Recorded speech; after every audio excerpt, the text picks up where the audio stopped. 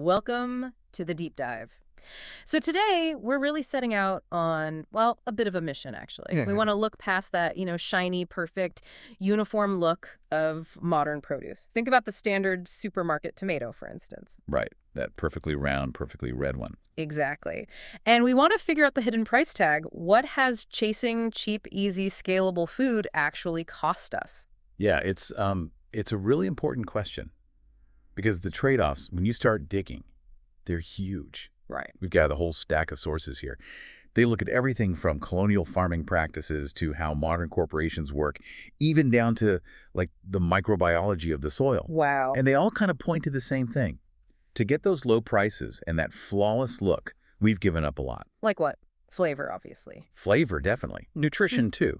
And, maybe most critically, we built this whole system that relies on, well, frankly, keeping human labor invisible and often exploited. So our sources are saying this isn't just like an accident of economics, it's baked into the system. Yeah. It seems that way. More like a design flaw, you'd say. The goal today is really to unpack that true cost. Okay. Understanding how a supermarket tomato gets so cheap means understanding the damage done, to the earth itself and also to the people growing it. So how are we structuring this? How are we going to tackle it? We've broken it down into three main areas, three sort of pillars of cost. We'll start with the ground itself, then move to the food on the plate, and finally the people involved. Okay, sounds good. So pillar one, the depletion of the land. We'll focus on soil health and our pretty heavy reliance on chemical inputs. Got it. Second, the narrowing of our choices. This is about genetics, uniformity, and losing diversity. Makes sense. And third, the exploitation of human labor. This is where we live with social costs and corporate power dynamics that keep the whole thing running cheaply. Okay, let's dive in then. Pillar one, the land. Right, starting with the soil. It makes sense. It's literally the foundation, isn't it? It is. And this idea of exploiting land, squeezing everything you can out of it right now, it's not exactly new. No. No, our sources show that even early attempts at agriculture, particularly in colonial settings, were often just, well, ecological mining, without giving back. That's a really important historical context, I think. We tend to blame modern industrial farming for everything. We do, but the struggle was real way before that. Think about early colonial farmers, say, in New England. Okay. They brought European farming methods, but the soil there, much thinner, rockier. Their practices often exhausted it super quickly. So they were literally mining the nutrients. Pretty much, yeah. Taking, putting almost nothing back until the land was just spent. Yeah. Barren. So before we had bags of fertilizer, what did they even do when the soil started giving out? What were their options? Well, their options were pretty grim and often didn't work that well. They tried using wood ash, for potassium and some other trace minerals. But think about how much wood you'd have to burn to get enough ash to make a difference on a field. Right. That sounds incredibly inefficient. You'd need forests worth of wood. Exactly. Hugely resource intensive, totally unsustainable long term. So that wasn't really a fix.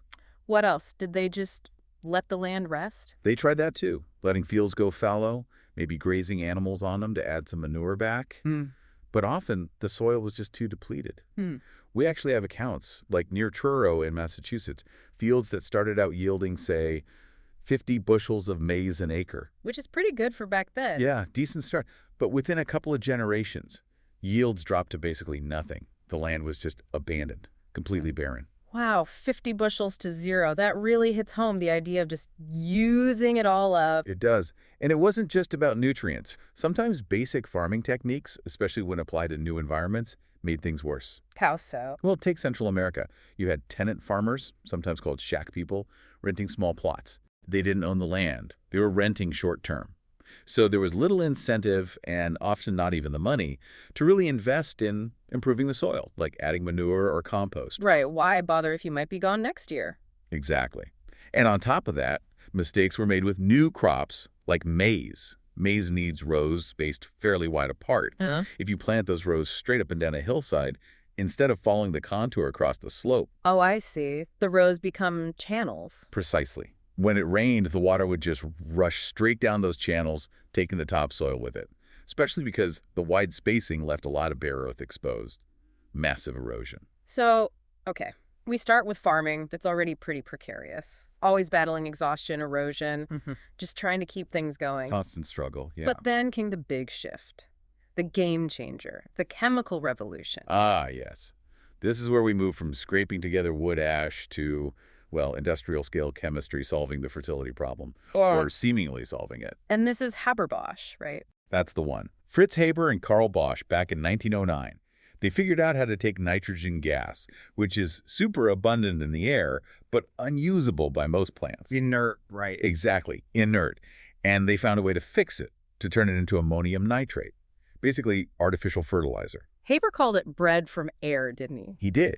And it fundamentally solved the nitrogen problem that had limited agriculture for, well, millennia. The scale of that is just mind-boggling. They essentially hijacked the planet's nitrogen cycle. In a way, yeah. And the impact. Our sources mention estimates. Yeah. Staggering numbers. Something like 3 billion people alive today owe their existence ultimately to Haber-Bosch farming techniques. 3 billion, that's almost half the planet. It shows how fundamentally it changed our ability to produce food. Yeah. It tackled mass hunger in a way nothing else could. There's always a but. There's always a but. The sources are really clear on this. This solution came with a huge ongoing cost. Dependence. Dependence on chemicals. Yeah. For thousands of years, we relied on biology, soil microbes, legumes fixing nitrogen naturally, animal manure. Then suddenly the engineers sort of replaced the biologist. It sounds like a classic case of unintended consequences starting to pile up. Yeah. How did this, engineer's approach start messing with the soil's natural balance? Well, it changed how we even thought about soil. It stopped being seen as this complex living ecosystem. And became just dirt, a holder for plants. Pretty much. Just a medium to deliver minerals. And the philosophy became, if a little fertilizer is good, more must be better. Ah, the maximization mindset. Right. So conventional farming started just dumping on inorganic fertilizer, NPK, nitrogen, phosphorus, potassium, often flooding the soil with way, way more than the plants could possibly use, like 10 times more. 10 times? What happens to all that extra stuff? Where does it go? That's where the disaster starts unfolding for the soil ecosystem itself. And this connects directly to climate change, interestingly. Okay, so you need to understand the basic diet of soil life, the bacteria, the fungi, all those microscopic critters. They need carbon and nitrogen, but in a specific ratio. Roughly 20 parts carbon to 1 part nitrogen. CN ratio of 20.1. Okay, 20 to 1. Carbon to nitrogen. Right. Now imagine you suddenly dump a massive load of easily accessible nitrogen, the N from the NPK fertilizer, into their environment. Way more nitrogen than they need for the carbon they have. Exactly. It throws their diet completely out of whack. They have all this nitrogen, and they desperately need carbon to balance it out, to process it. So where do they get the carbon? They start frantically searching for it. And the main source of carbon in the soil is the soil organic matter itself, humus, the dark, rich stuff. Oh no, so they start eating their own house, basically. That's a perfect way to put it.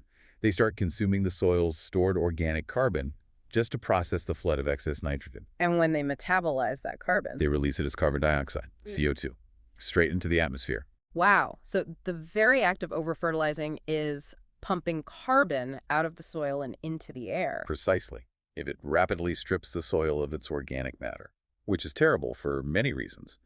That organic matter is what holds water, gives soil structure, supports life. So you lose the carbon, the soil structure degrades, it holds less water. Which means you need more irrigation. And the soil life is starving or dying off. Which makes the plants weaker and more dependent on more chemical inputs like pesticides and even more fertilizer to survive. It's a vicious cycle. A feedback loop of dependency. Burning carbon, killing soil life, needing more chemicals. Exactly. You cause local extinctions of essential soil organisms. You knock the whole soil food web out of balance. And that's why farming, as it's currently practiced in many places, is a net source of greenhouse gases. What were the numbers again? Our sources say somewhere between 10% and 16% of total human greenhouse gas emissions come from agriculture. That's significant. Yeah. And a trend we absolutely have to reverse, right? For climate and for long-term food security. Absolutely critical. We need farming to become a carbon sink, not a source. Which brings us nicely to the alternatives. If the chemical engineer's approach is so destructive, what does the biological approach look like? How do we move away from this dependency? It looks like working with the soil's biology, not against it.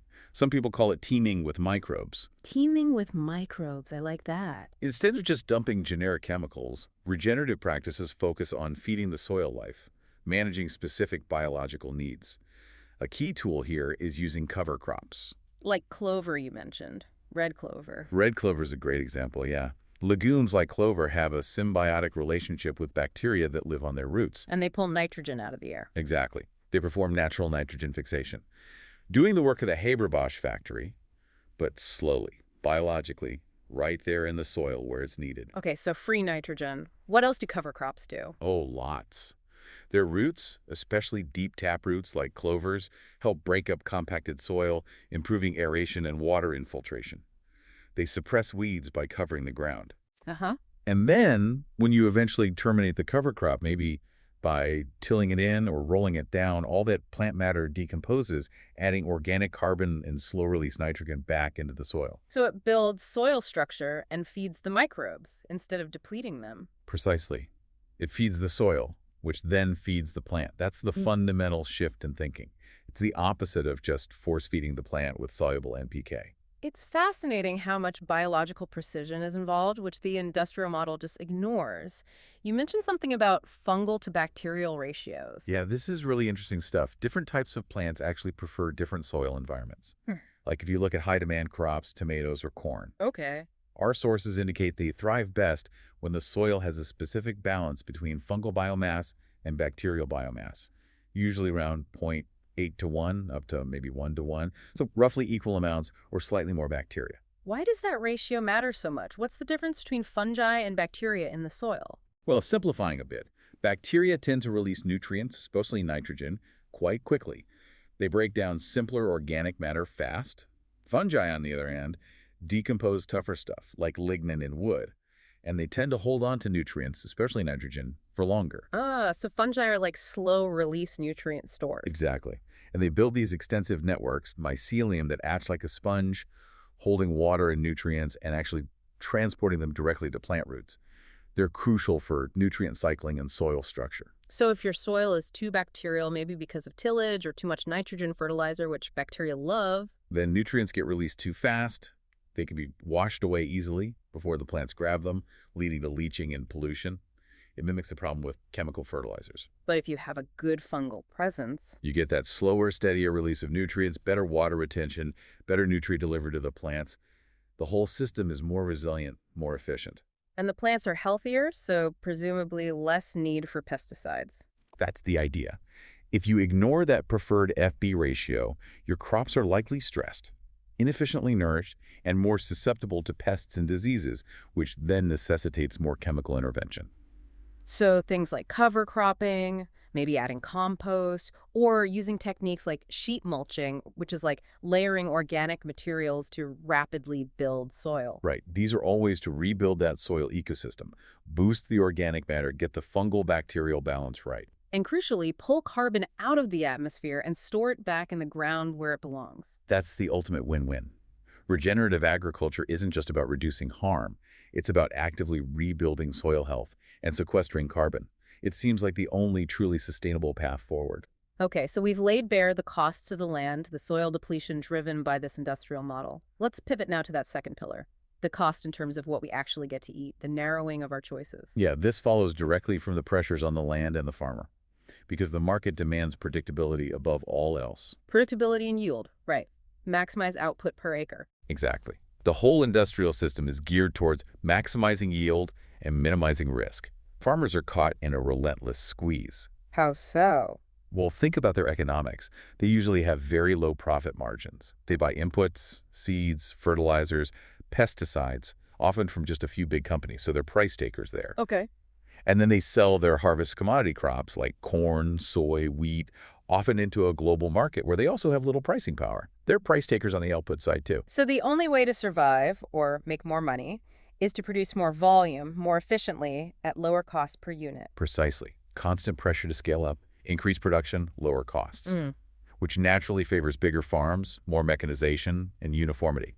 It pushes ecological considerations way down the priority list. And this demand for sheer volume for bulk commodities, it's not even just about feeding people anymore, is it? Not entirely, no. A huge driver of demand, especially for grains like corn in the U.S., is the energy sector, biofuels. Right, ethanol. Yeah.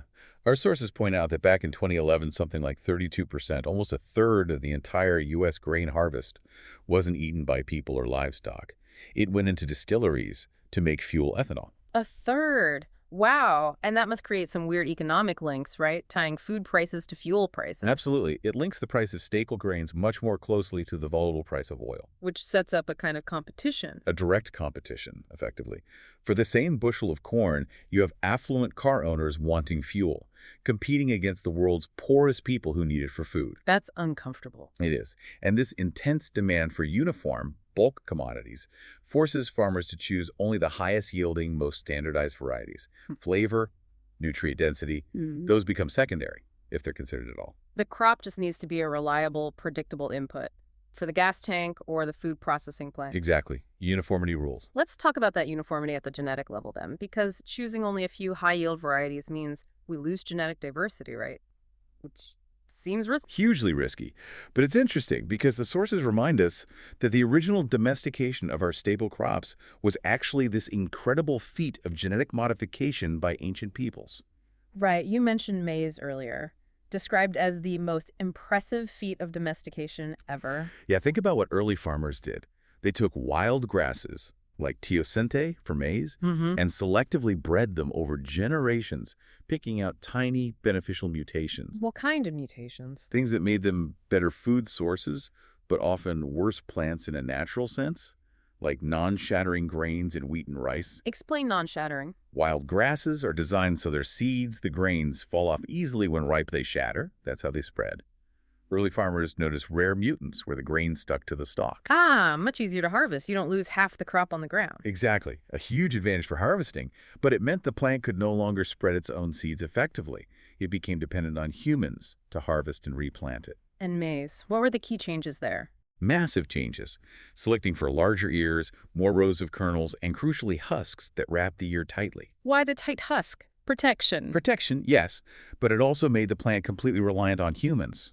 If a modern maize ear falls on the ground, the kernels are packed so tightly they all try to sprout at once, competing and usually failing.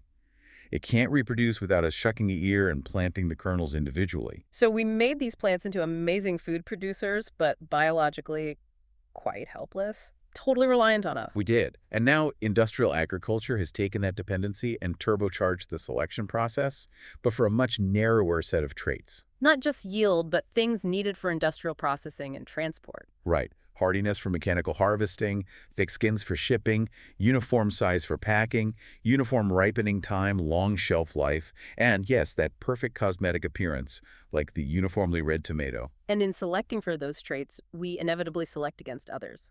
Exactly.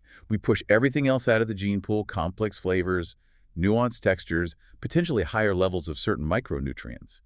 They just aren't priorities in that industrial model. What's the scale of the genetic loss we're talking about? It's staggering. Some estimates suggest we've lost something like 90% of the crop varieties that existed a century or so ago. 90%. 90. That's terrifying from a resilience perspective. What if a disease hits the few varieties we rely on? That's the nightmare scenario, like the Irish potato famine, but potentially on a global scale. And a big driver of this loss, according to the sources, is simply land use.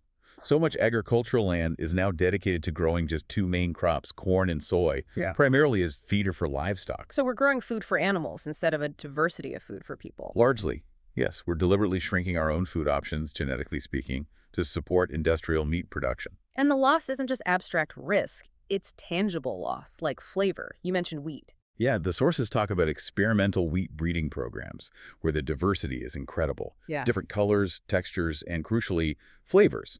Tasting these varieties apparently makes a mockery of the idea that wheat is generic and anonymous. Wow, so there's this whole world of taste locked away in genes we've discarded. Pretty much. A vast potential for flavor and unique biological compounds that we've traded away for uniformity and efficiency.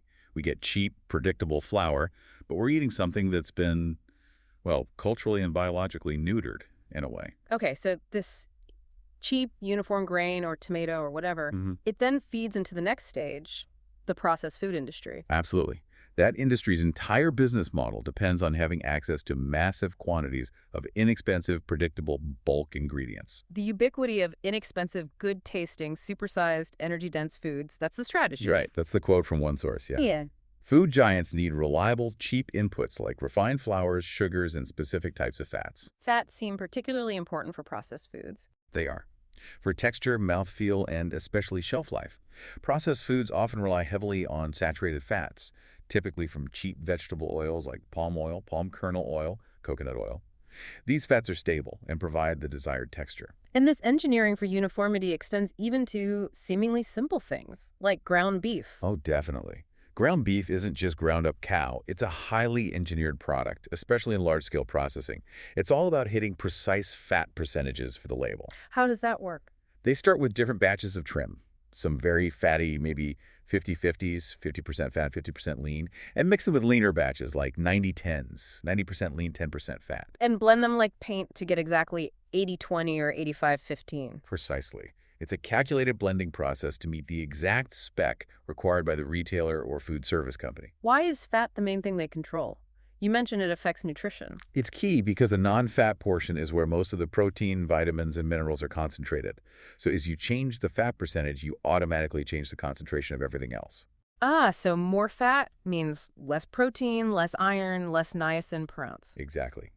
The sources show clear correlations. As fat percentage goes up, the levels of important micronutrients go down, while obviously saturated fat goes up. So when you buy, say, 80-20 ground beef, you're not just buying ground meat, you're buying a product engineered to a specific fat and consequently nutrient profile. Right. Tailored for cost, texture, and consistency, but not necessarily for maximizing nutritional value. It all comes back to uniformity at the genetic level, the economic level, and ultimately the nutritional level, too.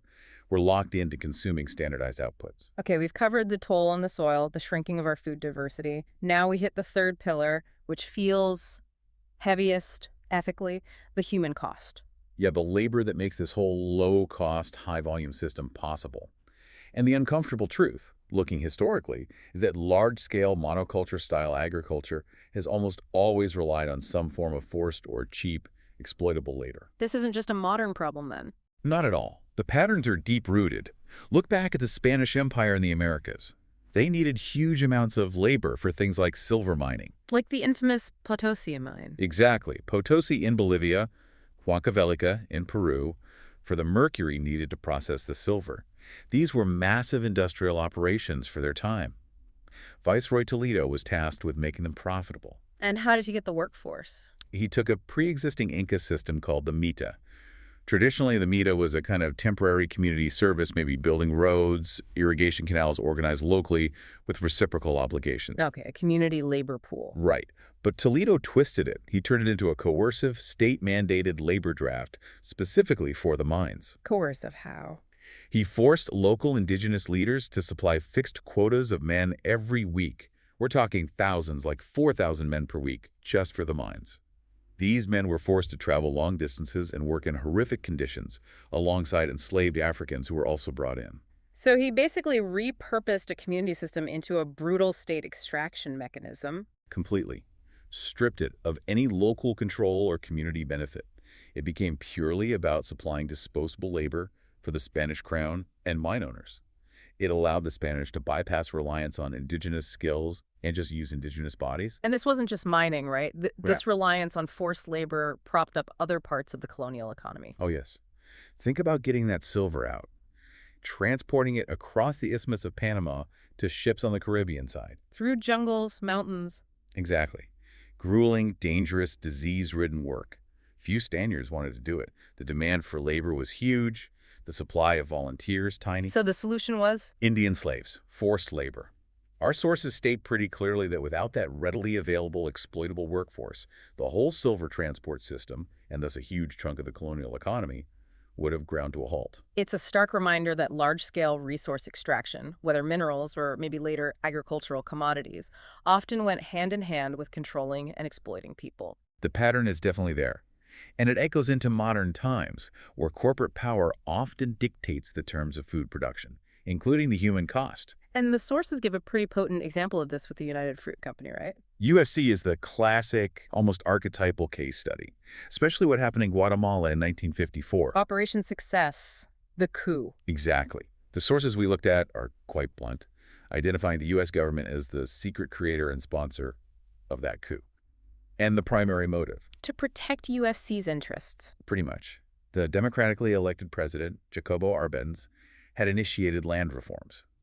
He planned to redistribute large tracts of uncultivated land owned by big landowners, Including United Fruit. including vast holdings of United Fruit. This directly threatened their business model, which relied on controlling huge amounts of land, often keeping much of it fallow to maintain market control and suppress wages. And the people in the U.S. government pushing for the coup. They weren't exactly impartial, were they? Far from it. The connections were incredibly tight, almost incestuous. You had figures like John Moores Cabot, the Assistant Secretary of State for Inter-American Affairs. Yeah. His family held UFC stock. Okay. Henry Cabot Lodge, the U.S. ambassador to the UN, was a known stockholder and actively defended the company in public. Wow. And then there's Allen Dulles, the CIA director who oversaw the coup. His former law firm had represented UFC. His brother, John Foster Dulles, the Secretary of State, also had ties to that firm. And Undersecretary of State Bedell Smith. Bedell Smith is maybe the most blatant case. He was actively involved in planning the coup, while reportedly negotiating for a high-level executive position with United Fruit, which he got, joining their board soon after the coup succeeded. That's staggering. It really suggests this wasn't primarily about fighting communism, but about protecting a specific company's assets. That's certainly the argument many observers and journalists made, both then and later. They argued that if UFC's land hadn't been threatened, the U.S. likely wouldn't have bothered intervening so forcefully. And the result for Guatemala? Disaster. The overthrow of Arbenz reversed democratic reforms, empowered right-wing military forces backed by the U.S., and plunged the country into decades of civil war, violence, and instability. What kind of violence are we talking about? Really horrific levels. One source mentioned that in the years following 1966, estimates suggest over 30,000 people in Guatemala were abducted, tortured, and assassinated, often by state security forces or related paramilitary groups. 30,000. That history of violence and dispossession, it doesn't just stay in the past, does it? It connects to today. It connects directly, because that history is part of what drives migration. People are dispossessed from their land, fleeing violence or lack of opportunity in their home countries. Countries often destabilized, directly or indirectly, by foreign interventions often linked to resource or commodity interests. And then these same people often end up providing the essential labor for agriculture in countries like the U.S. Exactly. Our food system, especially for certain crops and dairy, is heavily dependent on immigrant workers, many of whom are undocumented and therefore highly vulnerable. Which brings us to this concept of the normalized geography of farm worker invisibility. What does that mean? It means the system relies on keeping these workers hidden, out of sight and out of mind. Their vulnerability is actually crucial for keeping labor costs down and maintaining the cheap food status quo. How does this invisibility play out in practice? It plays out as fear. Constant fear of deportation, fear of interacting with authorities, fear of border patrol. Our sources describe situations even in places you might not expect, like Vermont. Which has a reputation for being progressive, local, food-focused. Right.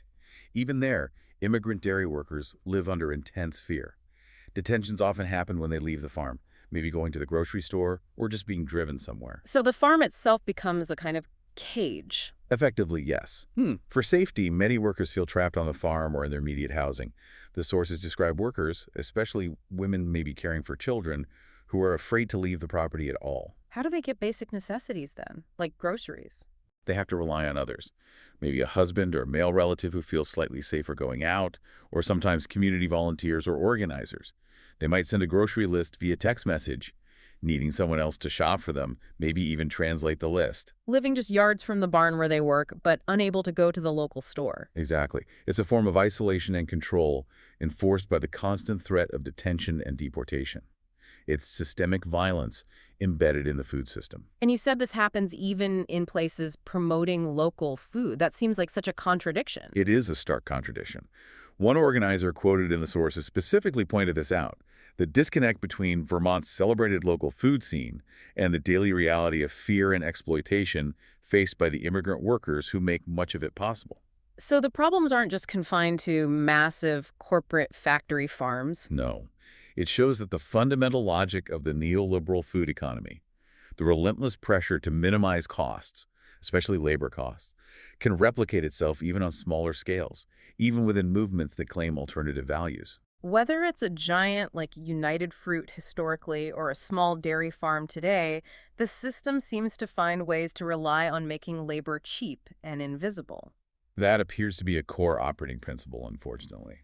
The convenience on our plates relies heavily on the inconvenience, vulnerability, and often the fear experienced by the people producing it. Okay, so wrapping this all together, this deep dive really paints a picture of, well, hidden subsidies, doesn't it? Definitely. The cheapness of that uniform tomato isn't just about efficient farming. It's subsidized by depleting the soil, by discarding genetic diversity, and fundamentally by exploiting and rendering invisible human labor. The industrial system basically demands these sacrifices. We sacrifice taste, we sacrifice nutrition, maybe we sacrifice our conscience a bit, all for convenience and that low sticker price. The trade-offs are stark when you lay them out like this.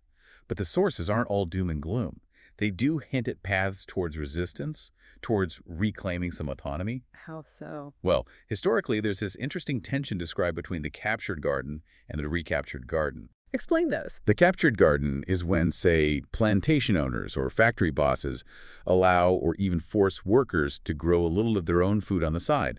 It seems like a benefit, but it's really a way for the employer to pay lower wages, offloading the cost of worker survival onto the workers themselves. Ah, okay. Subsidizing low wages with subsistence plots. Right. But the recaptured garden is the opposite, is when people actively seek out land, maybe a small plot, an allotment, even a backyard garden, specifically to gain some independence, some self-reliance, as a buffer against exploitation or economic hardship. So growing some of your own food or supporting local growers becomes an act of reclaiming autonomy. In a way, yes. It pushes back against total dependence on that industrial uniform system. And it connects to a deeper idea about food and identity. Go on. Food isn't just fuel. It's deeply tied to culture, community, identity. The sources mention diets like the traditional Maasai diet, milk, meat, blood, or the Inuit diet, rich in animal fats. Very different from standard dietary guidelines. Very. But sustainable and healthy within their specific environments and cultural contexts. The point is, these diets show that how you eat, where your food comes from, who you eat with these things, often defines social identity much more profoundly than just counting calories or nutrients. So seeking diversity in our food isn't just about taste, it's about reclaiming some of that cultural richness and connection that uniformity erases. I think that's the powerful way to look at it. So for listeners, what are the practical takeaways? If we want to push back against this system of depletion, uniformity, and invisibility, what can we actually do? Well, the most direct action is to consciously support diversity whenever possible. Look for alternatives to the standard industrial offerings. Like farmers markets, CSAs. Exactly. Seek out locally grown produce. As for heirloom varieties, choose vine-ripened tomatoes, even if they cost a bit more or don't look as perfect. Because choosing that slightly imperfect but tasty local tomato is a vote against the system that demands tasteless perfection shipped across the country. Precisely. You're voting for flavor, for seasonality, for shorter supply chains, and often for farming practices that are better for the soil. Which connects back to Section 1, supporting regenerative farming. Yes. Remember teaming with microbes. When you support farmers who focus on building soil health, using cover crops, composting, minimizing tillage, you're supporting a system that feeds the soil, not just the plant. A system that potentially sequesters carbon, improves water quality, and reduces the need for harmful chemicals. It's about shifting the goal from just maximizing yield per acre at any cost to optimizing health and sustainable profitability per acre while minimizing the negative externalities. It really comes down to recognizing that the monocultural approach, treating land like a mine, labor like a disposable input, has given us abundance, yes, but it's a fragile, compromised abundance. Globally abundant, yet often nutritionally weakened and ethically troubling. That's the paradox we live with. We took these incredible plants, like maize, the result of millennia of careful human selection and coevolution, plants that depend on us. And we forced them into this rigid, uniform, chemical-dependent machine that is now arguably consuming the very basis of its own future success. Yeah. Healthy soil and diverse genes. So maybe the final thought for people to chew on is this. Given the incredible human ingenuity and partnership with nature that it took to create our diverse food staples in the first place, what's our responsibility now? How do we evolve our food system beyond this damaging reliance on uniformity and invisibility? When you make your next food choice, even something as simple as buying a tomato, what kind of relationship with the land and with the people who work it are you choosing to cultivate? That's the challenge right there. What future are we buying into? Indeed. Lots to think about. We'll see you next time on The Deep Dive.